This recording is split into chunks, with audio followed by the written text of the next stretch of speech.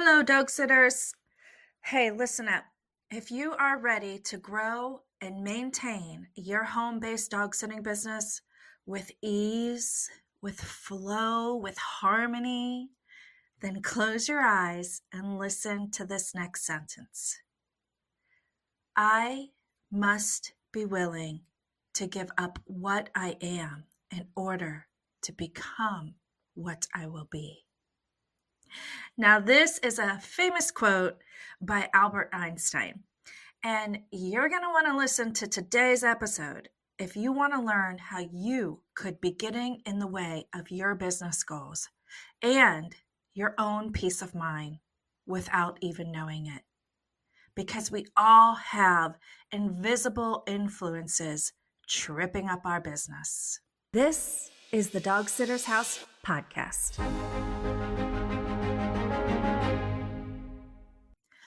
Welcome, dog lovers, and thank you for listening. As always, I appreciate you being here. Let me ask you a question. Have you ever found yourself, let's say biting your tongue or just holding yourself back from doing or saying something in your business? If so, have you ever thought about how doing this could be preventing you from reaching your goals and robbing you of your joy? Okay, so let me go into an example here for me. When I was biting my tongue, in the early days of starting my home-based dog sitting business, I found myself holding back my thoughts during meet and greets, especially. I did it in multiple places, but especially during meet and greets, whenever a prospective customer and their dog would come to, visit the place, have a tour, I could evaluate their dog. Okay, so I would watch the owner walk in with their dog and literally do everything they shouldn't be doing if they wanted their dog to be calm and confident in a new environment. I'm sure you've experienced this, right? But I wouldn't say a word. I'd be cringing on the inside, saying things like, no, don't trauma bond with your dog. That's the worst thing you could possibly do. Or like, did you ever think that maybe your dog is really anxious because you are? Of course, I'm not going to say these things to customers, and I don't recommend that you do too.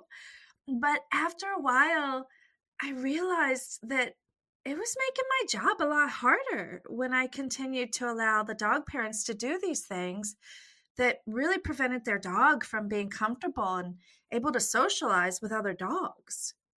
And as we all know, watching dogs who are comfortable with other dogs is a non-negotiable when it comes to dog sitting in your own home, especially, right? We cannot have dogs who are going to constantly be looking to start a fight, if you will, with the other dogs.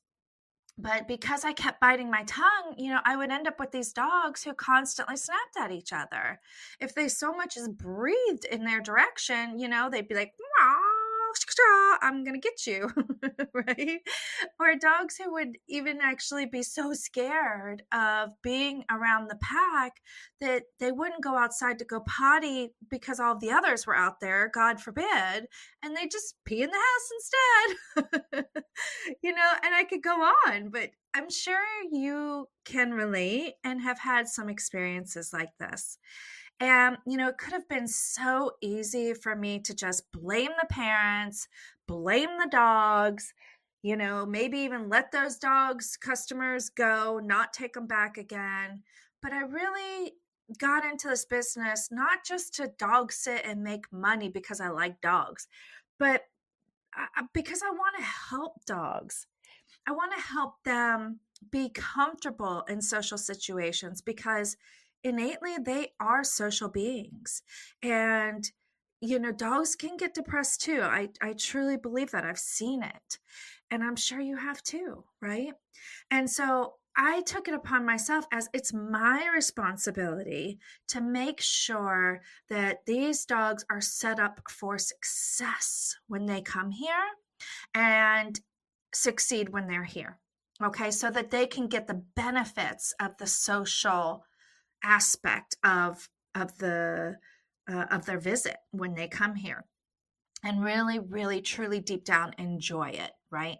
So I, instead of looking at the parents and the owners and blaming them, I started to realize that, I'm actually biting my tongue a lot, and I'm keeping my mouth shut when honestly these people don't have a clue. Like, no one, you don't go through dog training school growing up or anything. So most people don't understand dog psychology and communication. And all they need are just a few tips, and it can make such a big difference, you know?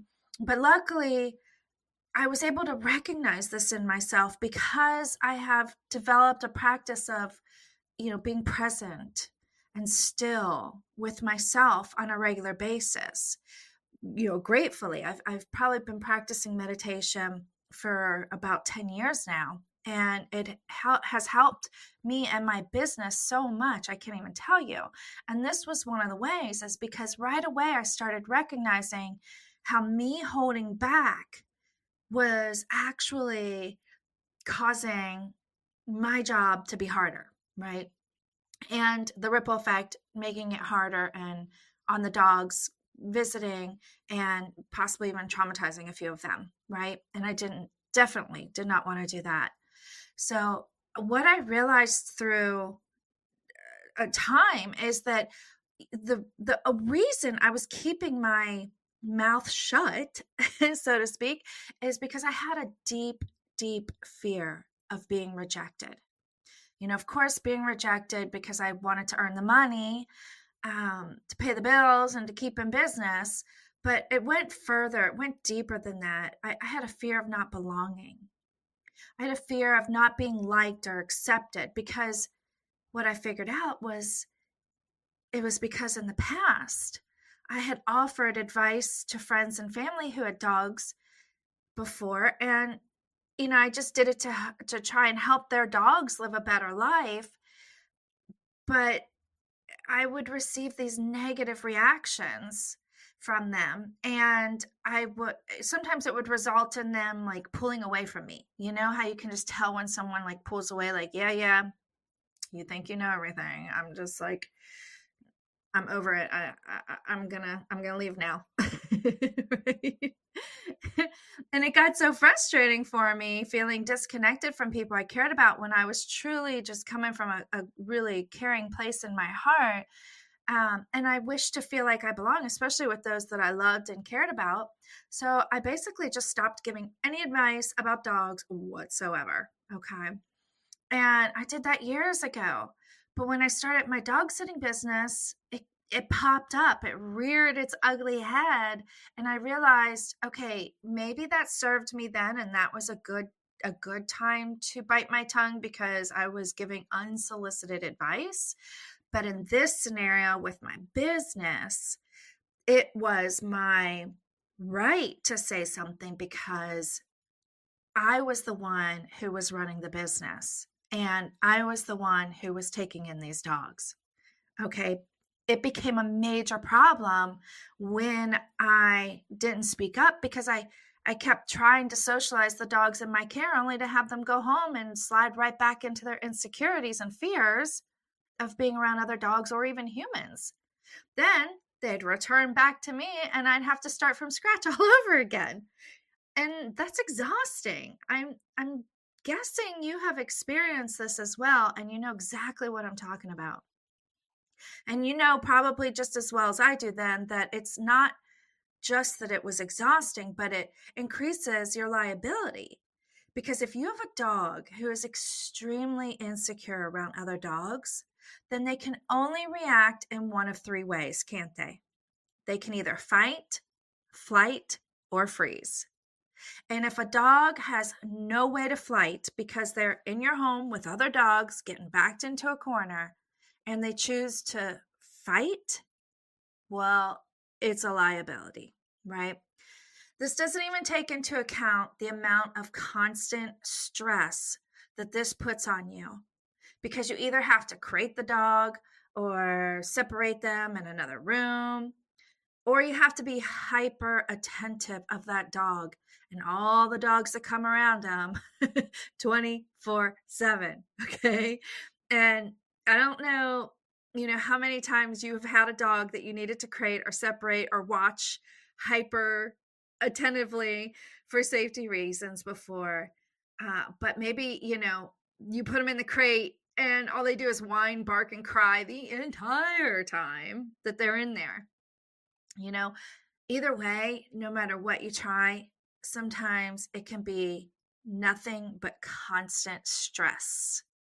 It's like your central nervous system taking shots as if you were a 21-year-old partying like it's 1999 again.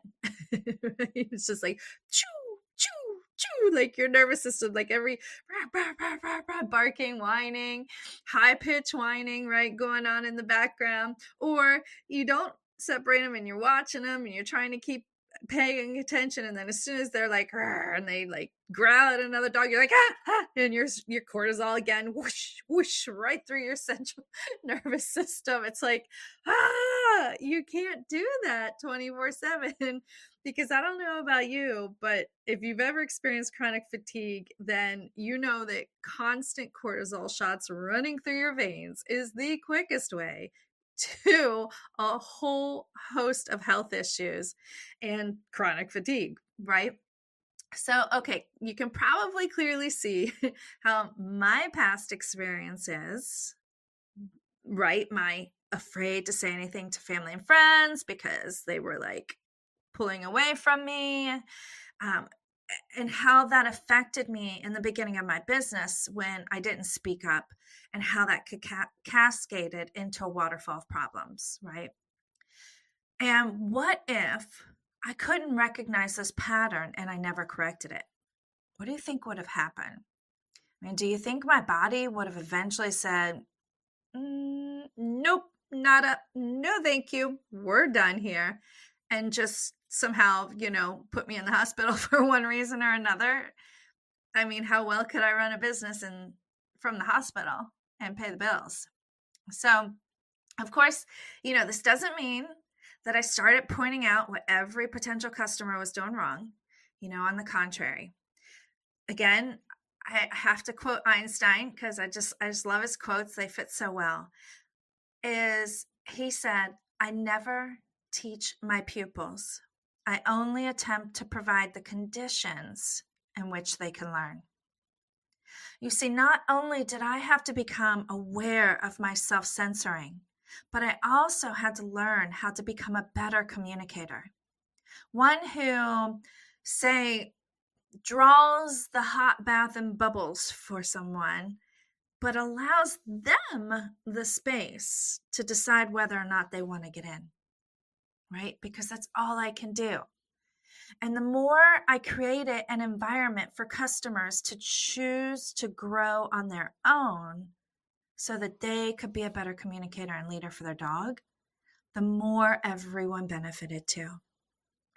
And if you find you're silencing yourself or you're being inauthentic in any way, like I was, and you consciously change that, you're going to find a snowball effect of benefits from it too.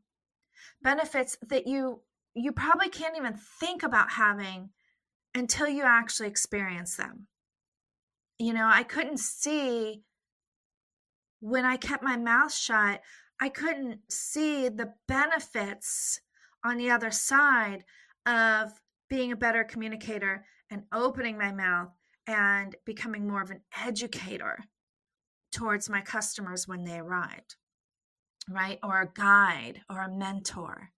For example, sticking with my story about overcoming that fear to speak up and help guide potential customers to being better leaders and communicators with their dogs, I booked more dogs more easily than ever before once I stopped censoring my expertise.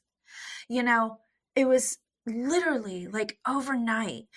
When I started treading into, the waters, like dipping my toe into the bath and trying it out to see like, well, maybe if I give a little tip here or there, or I explain why their dog the psychology behind why their dog is doing this or that in a certain situation, um, just to make them aware of like, this is what I have experienced, not so much as like, I'm trying to tell you something that you don't know because you're an idiot. But hey, this is what I have experienced. And from what I understand about dogs, I was owning it. I was owning what I understood. And I gave them the psychological space to decide whether or not that made sense and is something they agreed with and they wanted to take on and try for themselves. So it was crazy. It was like overnight, my business just started booming. I mean, I was getting reviews that were almost reviews like a trainer, like, oh, April's a great dog sitter and she taught us more about our dogs and even a trainer that we paid for did, da da da. That's the kind of reviews I got overnight. And can you imagine when people saw those type of reviews, how much they wanted me to be their dog sitter?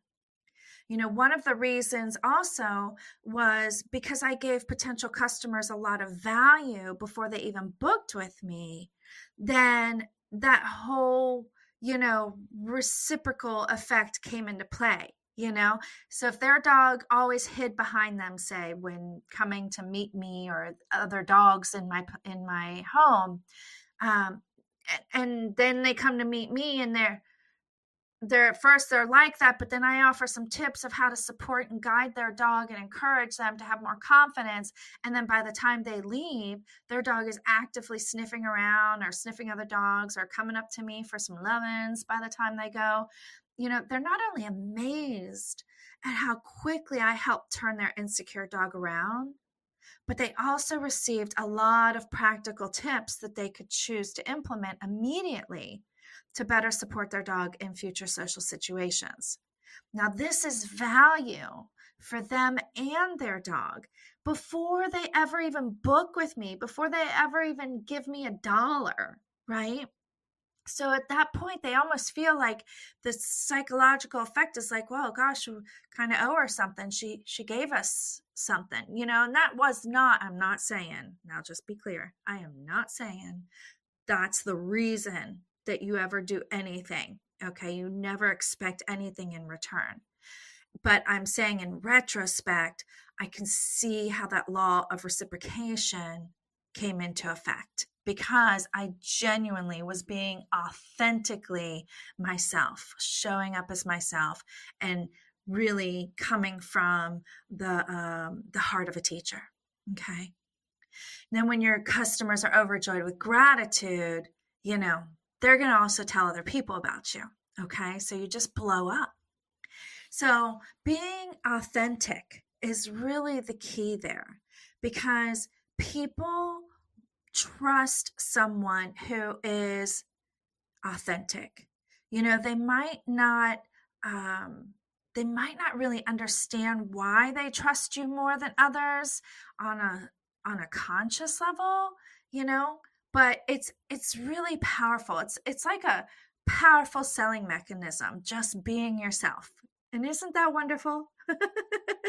I mean, how many of us have gone through life trying to be something we're not in order to make money or get along with everybody at work or whatever the case may be? Here you can just be your authentic self, and it in turn is a powerful selling mechanism.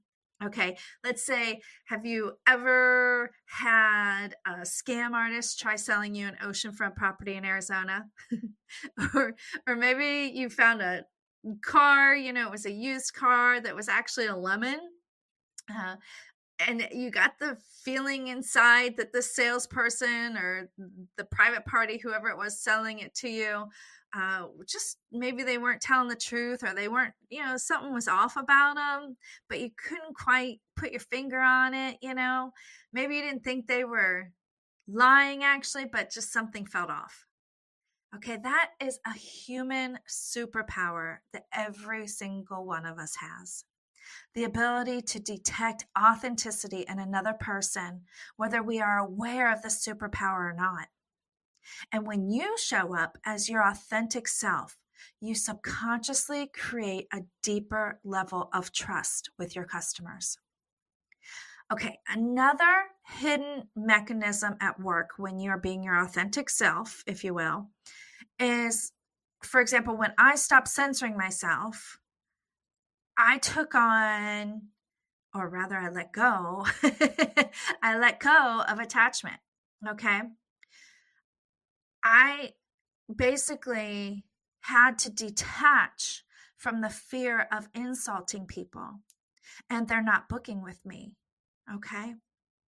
That is a real fear. I know that you know this, turning business away because of something we did or said that the prospective customer didn't like, and basically feeling like we lose the opportunity to gain their business is a deep, deep fear that is a real struggle when you're in business for yourself. So I know everyone has had that feeling. But a funny thing happens when you have a healthy detachment to anything in life. You suddenly become more desirable by others because you just exude a confidence that most people wish they had. So they admire you and it makes them like you, right? They probably can't even articulate why they like you, but subconsciously it is a factor in their opinion about you. Also, the universal law of detachment essentially means that, you attract abundance when you detach. So whether that person books with you or not, you know that someone will eventually and probably likely quickly because you're not attached to it.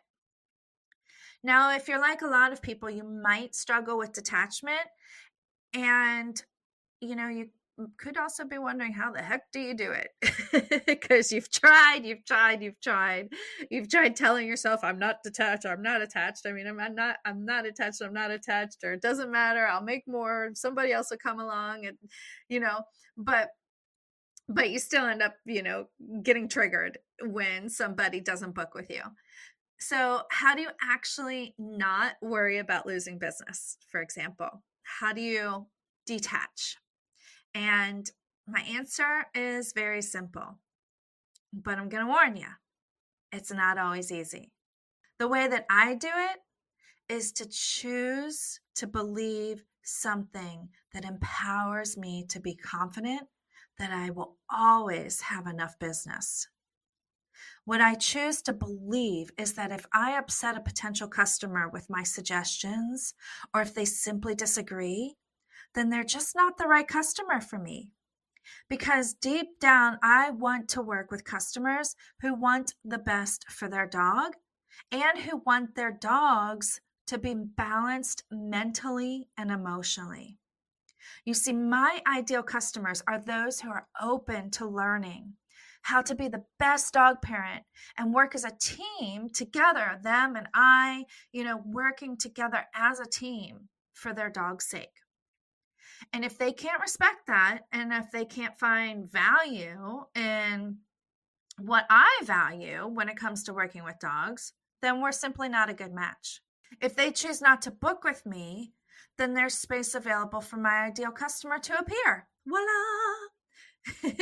And when you believe so much, you believe like something like this, you don't have to have that exact belief. You can come up with something that empowers you, or you can use that as well.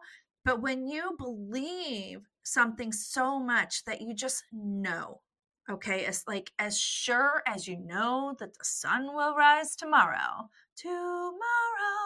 that someone will book with you, then you're automatically not attached to any one person booking with you. Okay, let me say that again.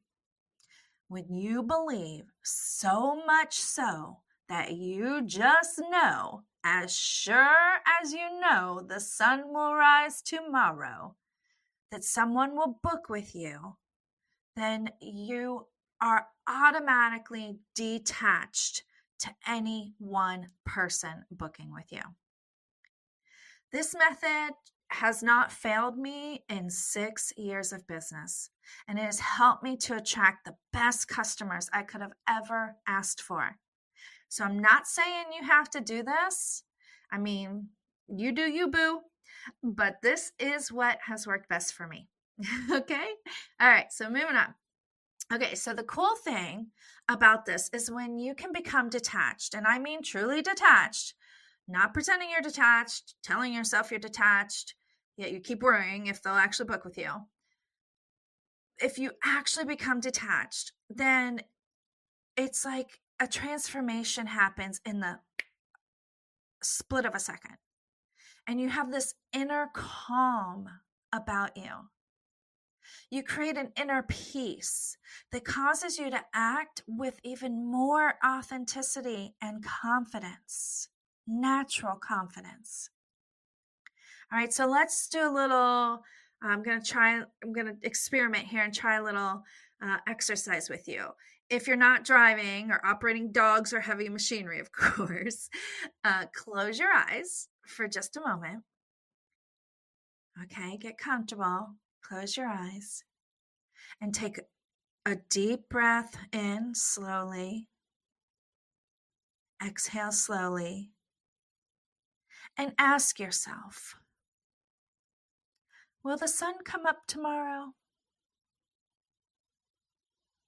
Now, how did you feel at that very moment that you answered your question? Did you feel a knowing that the sun will come up tomorrow?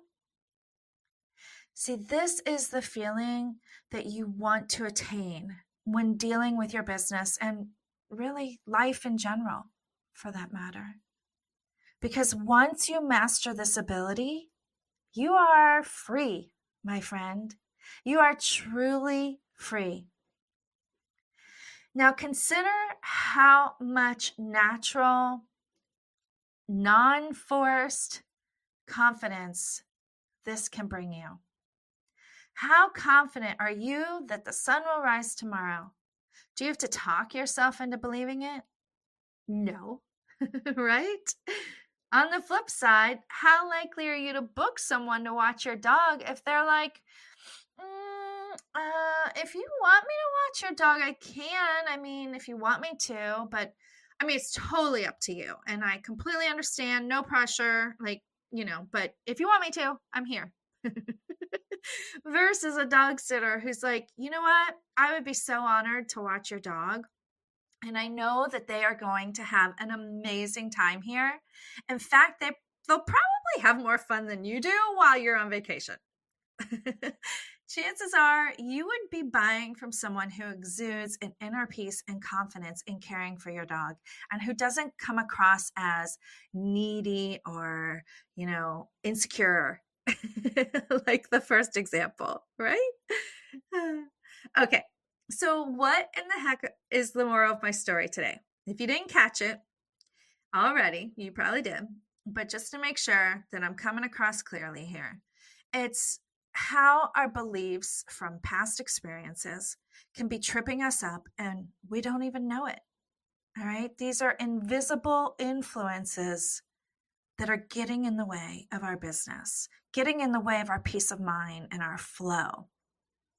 I could be sitting here nearly 6 years into business, still biting my tongue, simply because my inner belief was that I would repel customers if I didn't, which would probably have resulted in my struggling for consistent business for all these years, or maybe even given up by now. Or in the very, very least, it could have resulted in me being so stressed out 24/7 that I would be, in the hospital by now because I had been dealing with dogs constantly on edge all the time. While I'm on an Einstein kick today, apparently, let me tell you one of my other favorite quotes by him. He said, "The intuitive mind is a sacred gift, and the rational mind is a faithful servant. We have created a society that honors the servant and has forgotten the gift." Now, if I were still thinking rationally about my past experiences and avoiding the possible reaction of disconnection with potential customers, right? that's very rational, is it not? It's very rational to think, well, I wouldn't want to offer unsolicited advice to somebody, make them feel like I'm insulting them, because why would they want to do business with me? It's very rational of us to think that. So, it doesn't seem like it's something that could be getting in our way, right? But if I were still thinking rationally about my past experiences and avoiding the possible recreation of disconnection with potential customers, instead of going with my intuitive mind and teaching dog owners about more dog psychology and communication, then I can pretty much say with certainty that I would not be in the same place as I am today, both financially and emotionally.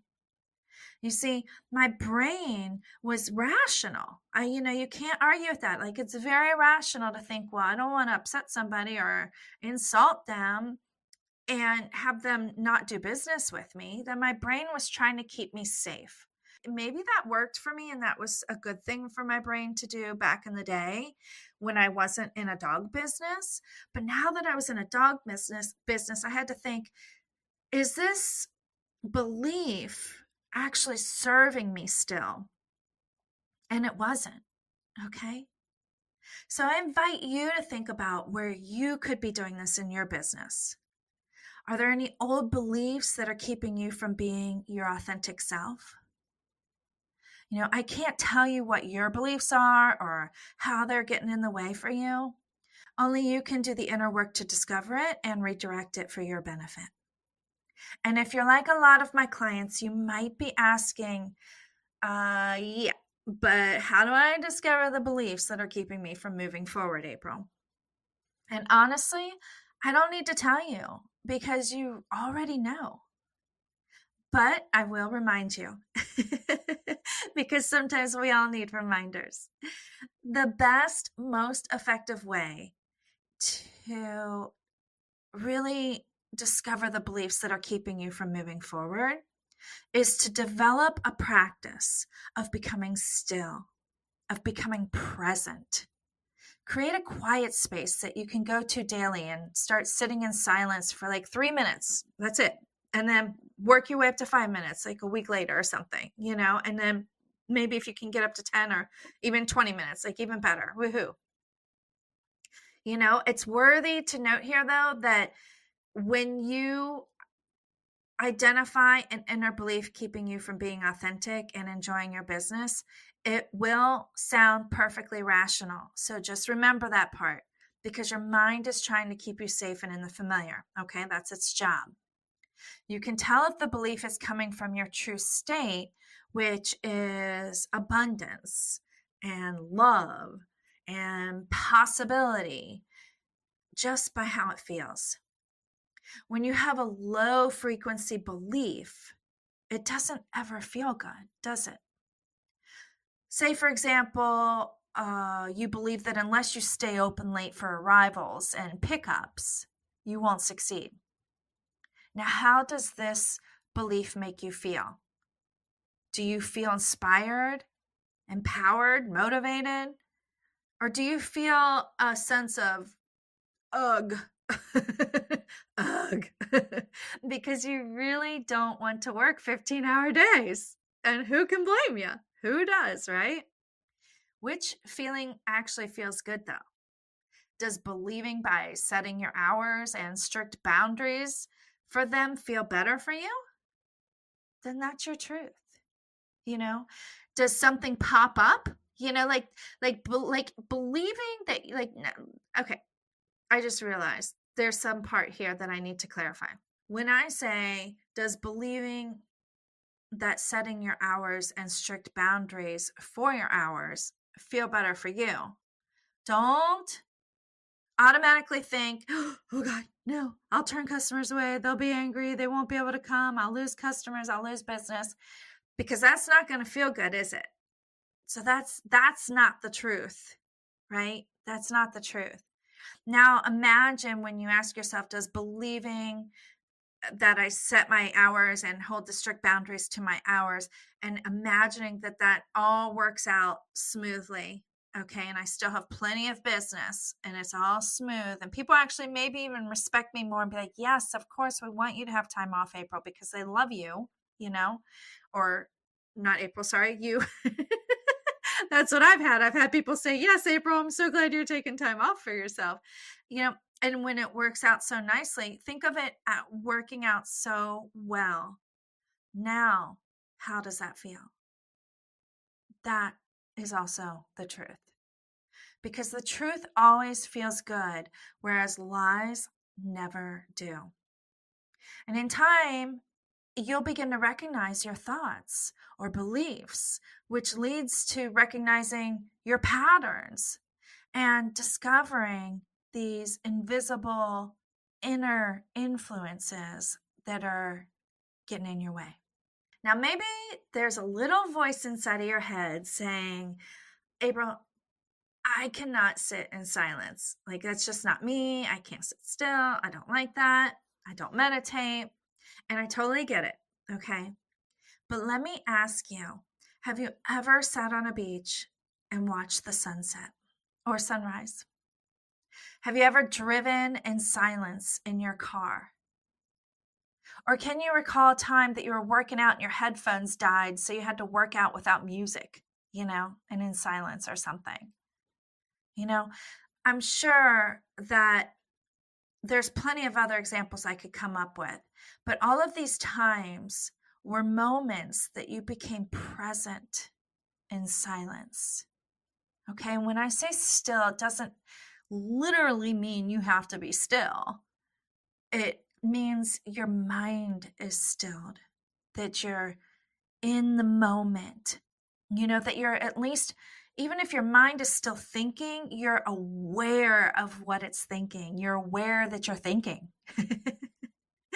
And if you're thinking that there's no possible way I can sit in silence for a minute, much less 5 or 10 minutes when I'm surrounded by dogs all the time, then start switching that question around to how could I?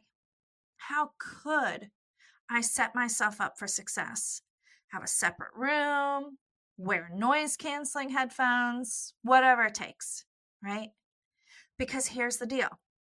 I guarantee that most of your competitors are not doing this, which means that you're going to be the dog sitter who soars high because you do. So if you're really serious about building a business that serves both your customers and you, giving you the freedom you wanted your business to bring you, you have to make one of two choices right now. You can either keep doing what you've been doing and working harder than you need to, or you can choose to develop a practice of becoming present and still so that you can become aware of the beliefs getting in your way and do something about it before you burn out. The choice is up to you, my furry loving friends. And on that note, happy tails until we meet again.